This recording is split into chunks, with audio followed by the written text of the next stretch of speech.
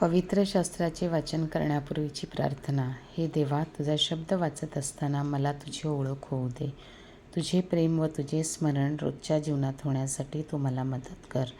तुझा पवित्र शब्द माझ्या जीवनासाठी कशा प्रकारे मी लागू करावा याची समज दे. हे पवित्र आत्म्या, माझ्यातील अज्ञान दूर कर. माझ्या कुटुंबात आणि या जगात हा पवित्र शब्द वाचत असताना तुझ्याविषयी व इतरांविषयी माझ्या हृदयात प्रेम प्रज्वलित कर. आमेन. सोमवार तारीख 20 एप्रिल. पहिले वाचन प्रेषितांची कृत्ये अध्याय 6 ओवी 8-15. स्तेफन कृपा व सामर्थ्य याने पूर्ण होऊन लोकांत मोठी अद्भुते आणि चिन्ह करीत असे. तेव्हा निबित्रीन नामक लोकांच्या सभास्थानातील काही जण तसेच कुरेनेकर, अलेक्झांद्रियेकर आणि किलिकिया आणि आसिया ह्यांतील लोकांपैकी कित्येक उठले आणि स्तेफनबरोबर वितंडवाद घालू लागले. पण तो ज्या ज्ञानाने आणि ज्या आत्म्याने बोलत होता त्याला त्यांच्यानी तोंड देवेना. तेव्हा त्याने काही लोकांना फूस देऊन, आम्ही त्याला मोशेविरुद्ध आणि देवाविरुद्ध दुर्भाषण करताना ऐकले असे म्हणण्यास बढवले आणि लोकांस, वडिलांस आणि शास्त्रांस चेतवले. त्यांनी त्याच्यावर चाल करून त्याला धरून न्यायसभेपुढे नेले आणि त्यांनी बनावट साक्षीदार उभे केले. ते म्हणाले, हा माणूस ह्या पवित्र स्थानाच्या आणि नियमशास्त्राच्या विरुद्ध बोलण्याचे सोडित नाही. कारण आम्ही त्याला असे बोलताना ऐकले की हा नाझरेतकर येशू हे स्थान मोडून टाकेल आणि मोसेने आपल्याला लावून दिलेले परिपाठ बदलून टाकेल.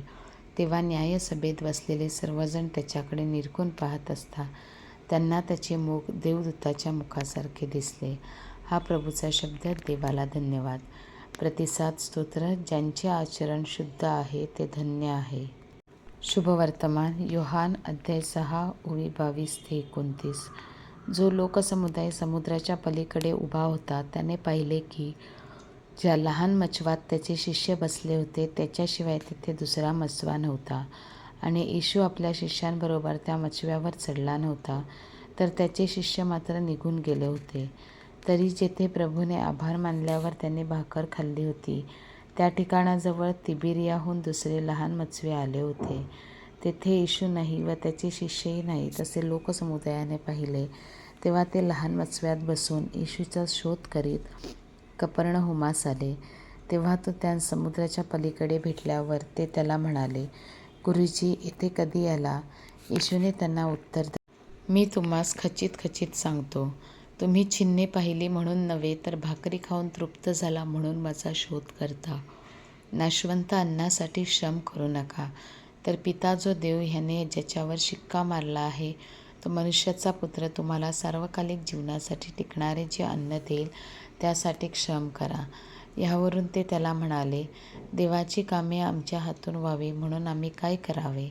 येशूने त्यांस उत्तर दिले, देवाचे काम हेच आहे की ज्याला त्याने पाठवले त्याच्यावर तुम्ही विश्वास ठेवावा. प्रभूचे शुभवर्तमान. हे ख्रिस्ता तुझी स्तुती असो. चिंतन. भूक दोन प्रकारची असते, शारीरिक व आध्यात्मिक. केवळ येशू ख्रिस्तच आपल्या अंतःकरणाची व आत्म्याची आध्यात्मिक भूक भागवू शकतो.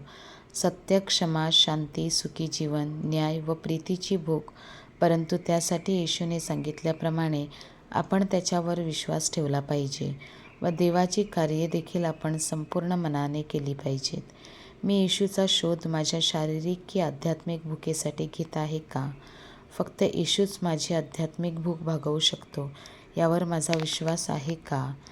हे आपण मननचिंतन करूया.